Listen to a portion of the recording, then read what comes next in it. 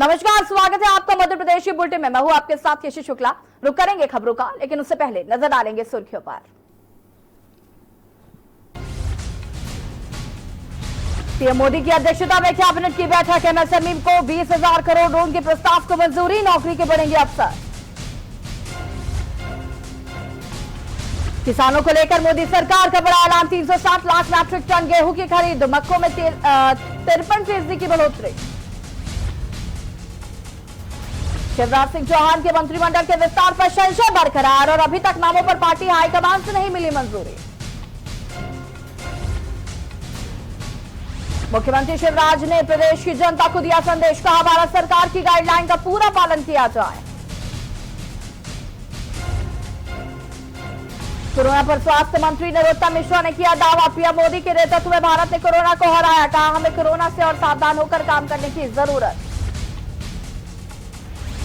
बालाघाट में प्रेमी की बेवफाई ने ली प्रेमिका की जान, युवती ने फांसी लगाकर की आत्महत्या, लाइव वीडियो भी बनाया। आप देख रहे हैं के न्यूज, खबरों का सारथी।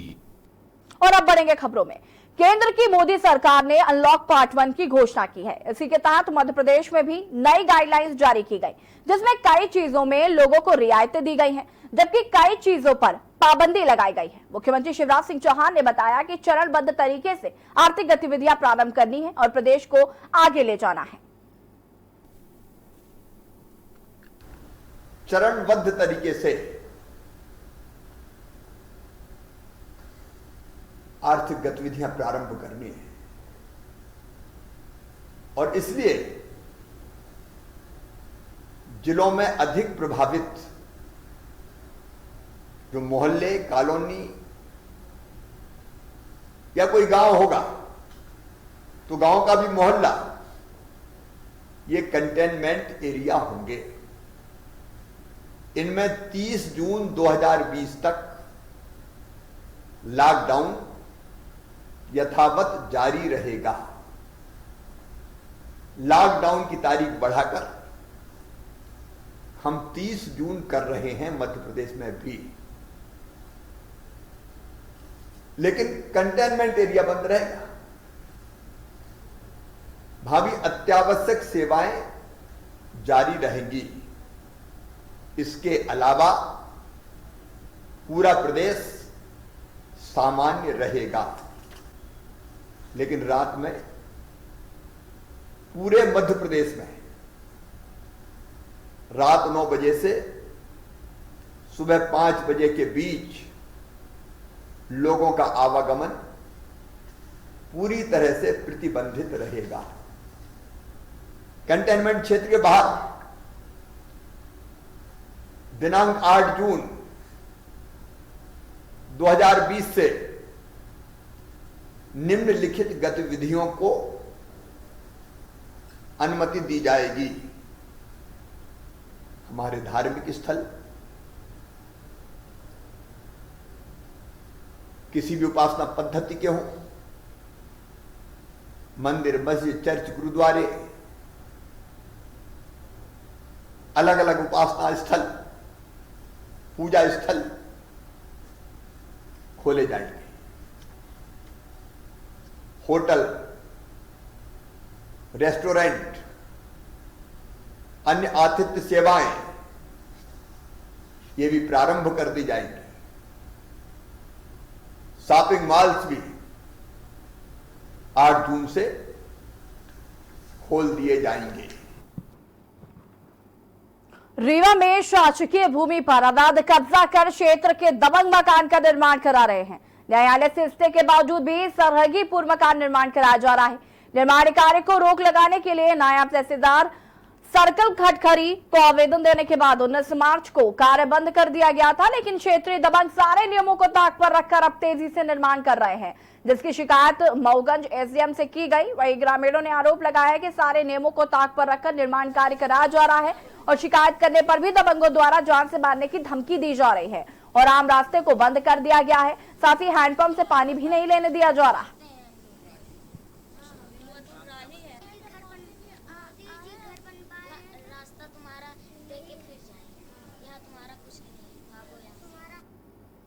छिंदवाड़ा में बीजेपी ने कांग्रेस के पूर्व विधायक अजय चोरे के खिलाफ जिला प्रशासन को ज्ञापन सौंपा। बीजेपी कार्यकर्ताओं ने कहा कि अगर पूर्व विधायक पर कार्रवाई नहीं होती है तो वो विधायक के खिलाफ सड़क पर उतर आएंगे।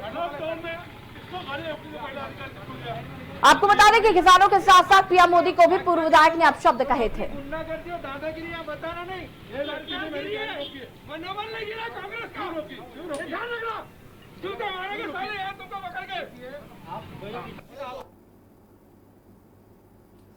लॉकडाउन 4.0 फेज खत्म होने के बाद शहर में चहल पहल बढ़ गई है, तो वहीं व्यापारियों में दुकानें खोलने को लेकर असमंजस की स्थिति बनी हुई है। इस बात को ध्यान में रखते हुए पुलिस कंट्रोल रूम पर कलेक्टर आशीष सिंह, एसपी मनोज कुमार सिंह ने व्यापारियों की एक महत्वपूर्ण बैठक बुलाई।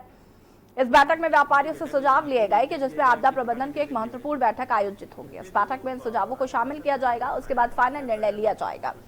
बाजार किस स्वरूप में खोला जाए, लेकिन बिना निर्णय के लोगों को ना अपनी दुकान खोलकर एसपी कलेक्टर के आदेश की धज्जियां उड़ा दी। बाजार में जनता का सैलाब उमड़ पड़ा। हालांकि फिलहाल ऑटो पार्ट्स, गैरेज, हार्डवेयर, मोहल्ला किराना दुकानें खोलने का आदेश दिया गया है, तो उधर मेन रोड पर किराना दुकान, इलेक्ट्रॉनिक, मोबाइल शॉप सहित सभी दुकानें बाजार में खुली दिखाई दी। मास्क नहीं पहनने पर क्या फाइन होगा? बैठक में महत्वपूर्ण निर्देश दिए। एमपी के विदिशा जिले की सिरोंज तहसील के 6 गांवों में टिड्डी दल नजर आया। सिरोंज तहसील के ग्राम बामोरी शाला, ललितपुर गांव, करैया हाट, शहरा खेड़ी, कोलवा खेड़ा एवं बुड़ेना में अचानक टिड्डी दल पहुंचने से उनके नियंत्रण हेतु प्रभावी कार्रवाई की गई। प्रशासन ने आमजनों से आग्रह किया है कि टिड्डी दल के प्रकोप को रोकने के लिए पूर्व में बतलाए गए उपायों का उपयोग जरूर करें, ताकि टिड्डी दल से होने वाली हानि को रोका जा सके। उन्होंने बताया कि वर्तमान में किसी भी प्रकार की फसल खेतों में नहीं होने के कारण फसली नुकसान से सभी ग्राम सुरक्षित हैं, जबकि टिड्डी दल के द्वारा बड़े झाड़ों की पत्तियों को चट करने का प्रयास किया गया है, लेकिन स्थानीय नागरिकों की सजगता और जागरूकता से टिड्डी दल के प्रभाव को कम किया गया। टिड्डी दल इन गांवों से आगे निकल गया है और सिरोंज के इन गांवों में टिड्डी दल के फैलने की खबर सामने आने के बाद क्षेत्र के लोगों में दहशत का भी माहौल है, क्योंकि टिड्डी दल के फसल के साथ साथ काफी परेशानियों का भी सामना करना पड़ता है।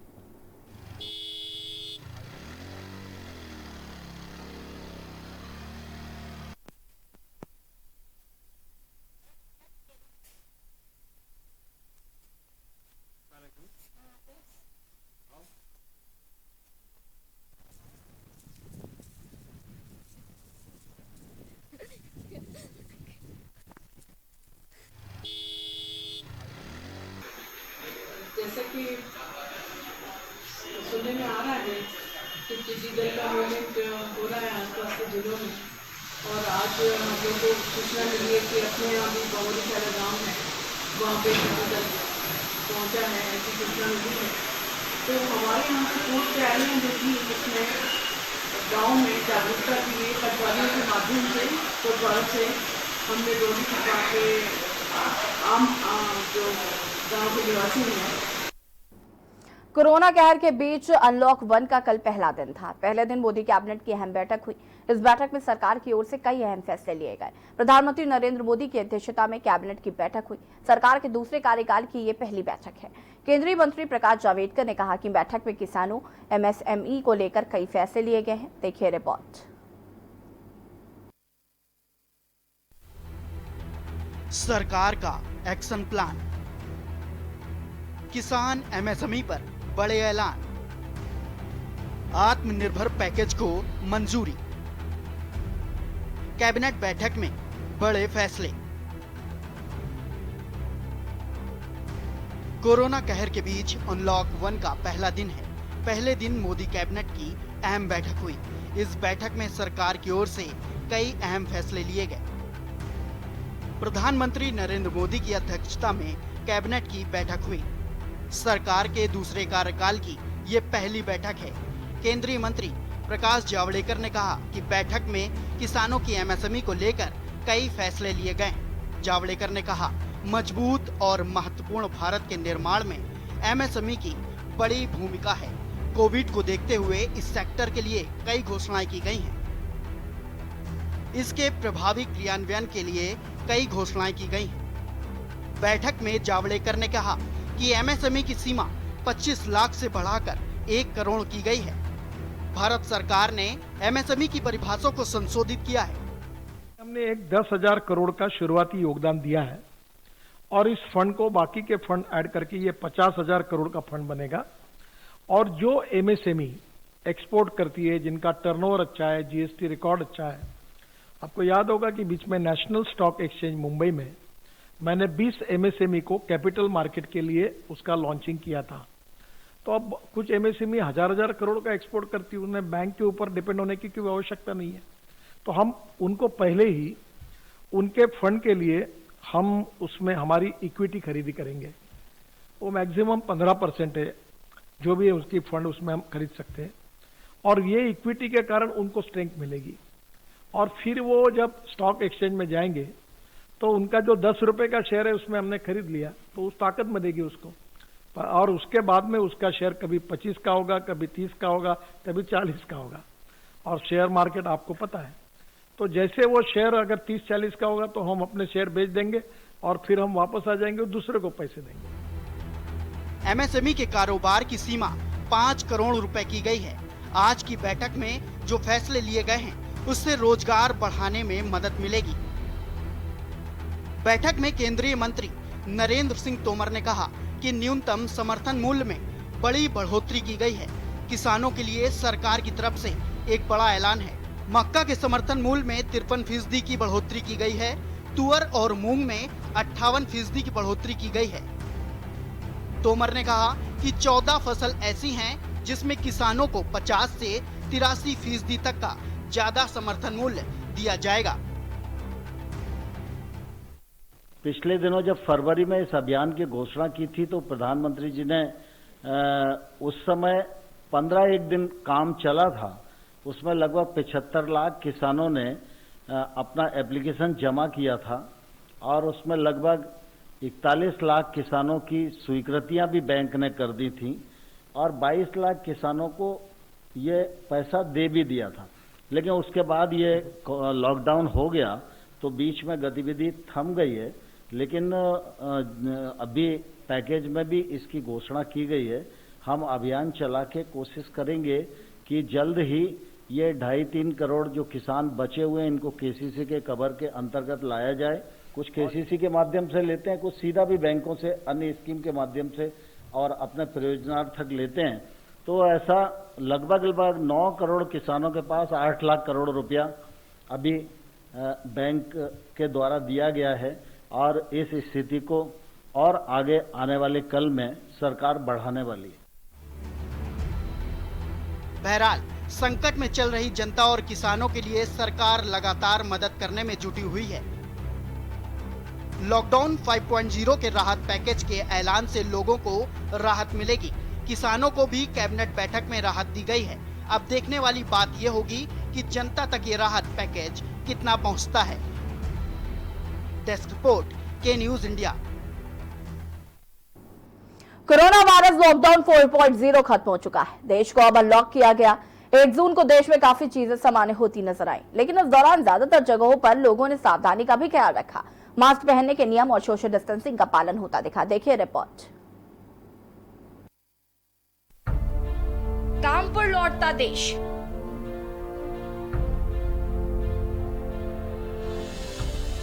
राज्यों में मूवमेंट शुरू, लौटी रौनक।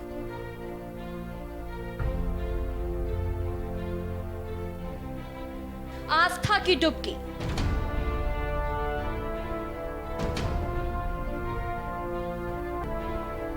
चली 200 और ट्रेनें।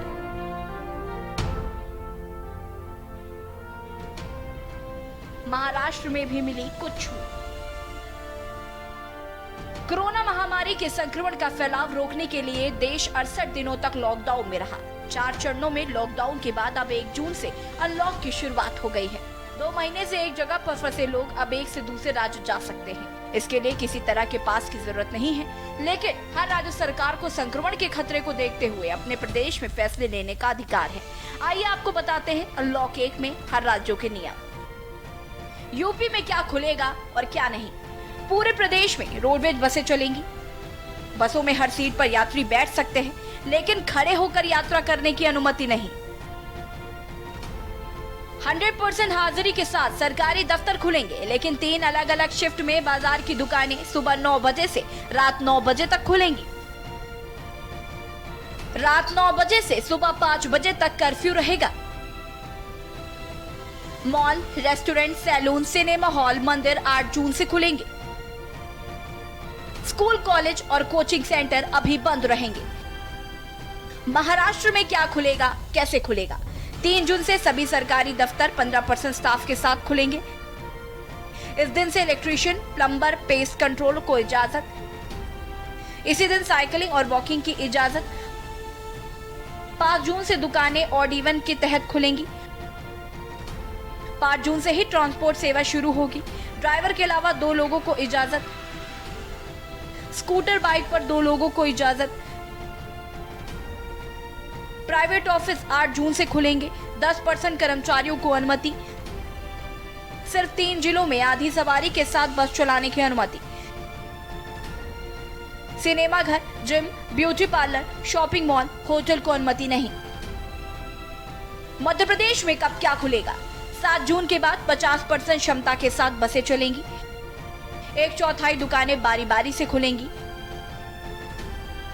भोपाल, उज्जैन और इंदौर में सरकारी दफ्तरों में सिर्फ 50% कर्मचारियों को इजाजत। 8 जून से धार्मिक स्थल, मॉल, होटल, रेस्टोरेंट खुलेंगे। Cinema hall, gym, swimming pool फिलहाल बंद रहेंगे। सार्वजनिक स्थानों, कार्यस्थलों और परिवहन का इस्तेमाल करते समय फेस मास्क पहनना अनिवार्य है। नियमों से छूट के बाद भी सभी लोगों को सावधानी बरतनी अनिवार्य है, क्योंकि ये छूट आर्थिक गतिविधियों को रफ्तार देने के लिए है। जान को बचाने के साथ जहान को भी चलाने के लिए अनलॉक 1 की शुरुआत हो गई है। डेस्क रिपोर्ट, के न्यूज इंडिया।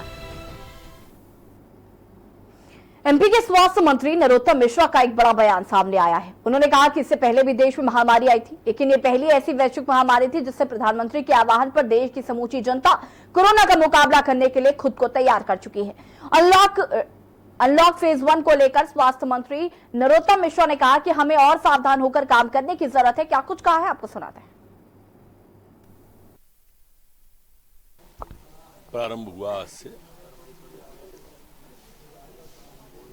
अब परेशानियां क्या क्या हैं और सावधानियां क्या क्या हैं, ये दोनों जनता के सामने अभी तक आ चुकी हैं। लॉकडाउन 4 तक हमें सावधानियों के साथ परेशानियों से बचना है। ये प्राथमिकता आज से प्रारंभ हो जाती है। विश्व के अंदर मोदी जी ने जो संदेश दिया, जनता कर्फ्यू के माध्यम से और लॉकडाउन के माध्यम से, देखिए मित्रों, महामारियां तो पहले भी कई बार आई हैं और सरकारों ने फेस किया है, लेकिन पहली महामारी है जहां एक व्यक्ति के आह्वान पर सरकार और जनता दोनों ने फेस किया है। और अब वक्त हो गया छोटे से ब्रेक का, जो हाजिर होंगे।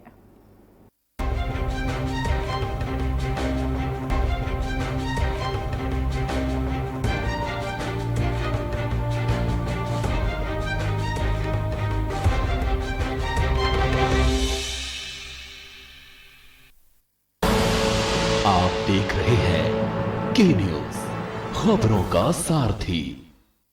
घातक वायरस की सबसे तेज इंटरनेशनल अपडेट्स दिखाते हैं। कोरोना पर सबसे भरोसेमंद, संतुलित और संपूर्ण खबर बताते हैं। सत्य और तथ्य के साथ खबर, प्रयोग की प्रामाणिकता पर मोहर। लॉकडाउन में कोरोना पर नॉन स्टॉप कवरेज जारी है। TV9 भारतवर्ष, अब तो सब देख रहे हैं। कोरोना संकट के पल पल की अपडेट आप तक पहुंचा रहे हैं 100 कोरोना योद्धा। भरत सेठी, सारिका गुप्ता, अभिनव माथुर, मधुर मोहन दुबे, सनी कुमार, सोनू खान, दीप गुप्ता, अनिल मीणा, वेदेंद्र प्रताप शर्मा, कुलदीप बोस थी, दर्शन सिंह चौहान, जितेंद्र चौहान, रजनीश त्रिपाठी। सबसे बड़ी महामारी, सबसे बड़ी कवरेज। आप देख रहे हैं के न्यूज, खबरों का सार।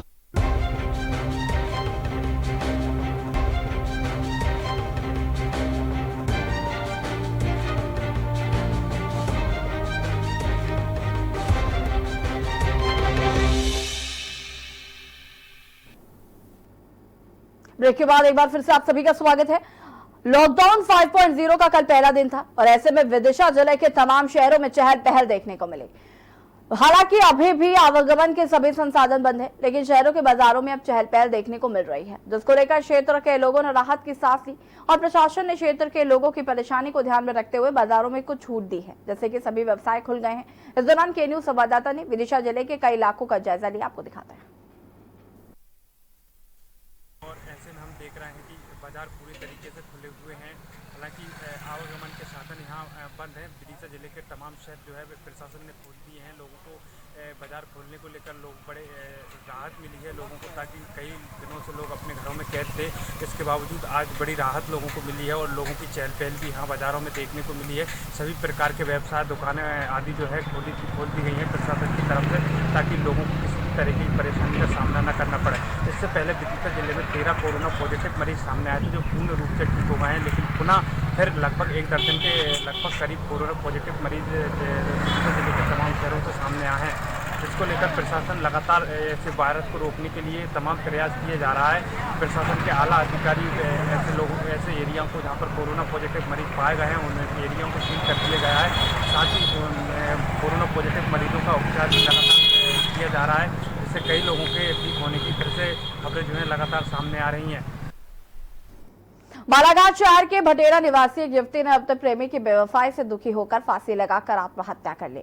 युवती ने संवेदनशील क्षण का वीडियो भी बनाया था। मौके पर पहुंची पुलिस ने युवती के शव को कब्जे में लेकर पोस्टमार्टम के लिए भेज दिया। वहीं पुलिस ने आरोपी प्रेमी को गिरफ्तार कर लिया है।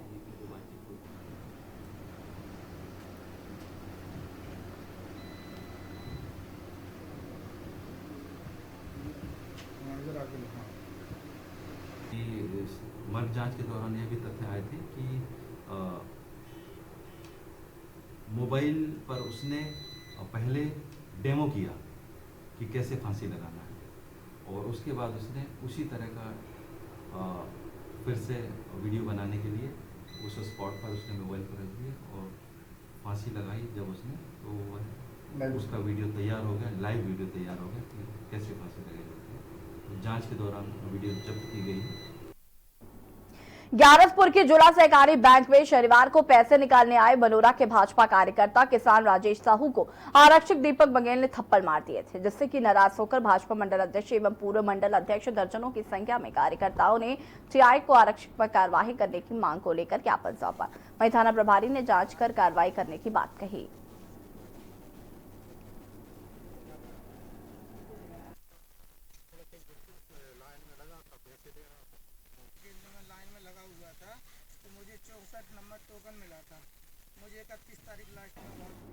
विदिशा के लडेरी के वार्ड नंबर 2 चैनपुरा में करीब 12-15 दिन पहले ही पानी की मोटर जली पड़ी थी, जिसके कारण वार्ड के लोगों को पानी के लिए काफी परेशानियों का सामना करना पड़ रहा था। गौरतलब है कि पूरे मोहल्ले में सिर्फ 2 नल लगे हुए हैं, जहां से पानी भरकर लोग अपनी प्यास बुझाते हैं। जहां पर पानी भरने के लिए लोगों को घंटों लाइन में लगना पड़ता है। तो मामले को लेकर 2 बार नगर पालिका अधिकारी को भी अवगत कराया जा चुका है, लेकिन अभी तक मोटर सही नहीं की गई है, जिसके कारण लोगों को पूरे दिन धूप में नलों के पास पानी के लिए बैठना पड़ता है।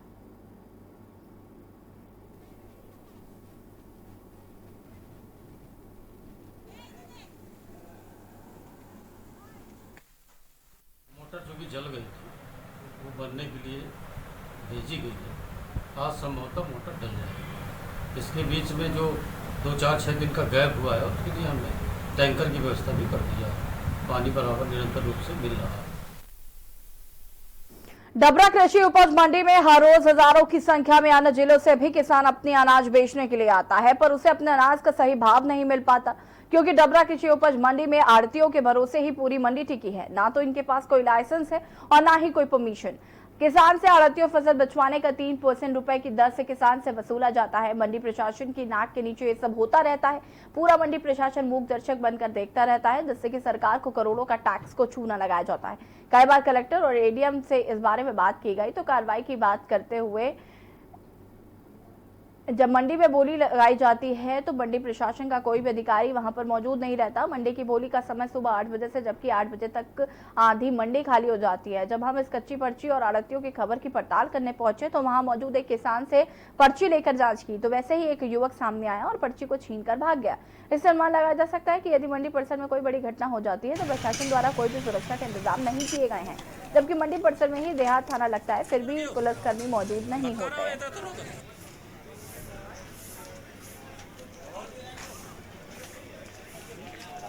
ये हमने कई बार इसके बारे में पहले भी कार्रवाई की है, कुछ लोगों को एफआईआर के लिए भी दिया था।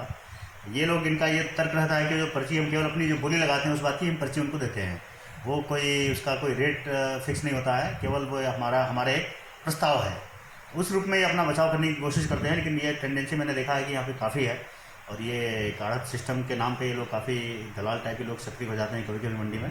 तो आपने इस बात का जो संज्ञान लिया है, जो आपने अभी एक वीडियो दिखाई है, मैं इस पर संज्ञान लूँगा। तत्काल ही मैंने मंडी सचिव को, तोमर को तत्काल ही निर्देशित कर दिया है। उसमें जो भी अगर उसको उसकी हम पहचान करेंगे, किसके लिए काम कर रहा था, कौन कर रहा था, उसके खिलाफ एफआईआर की कार्रवाई करेंगे।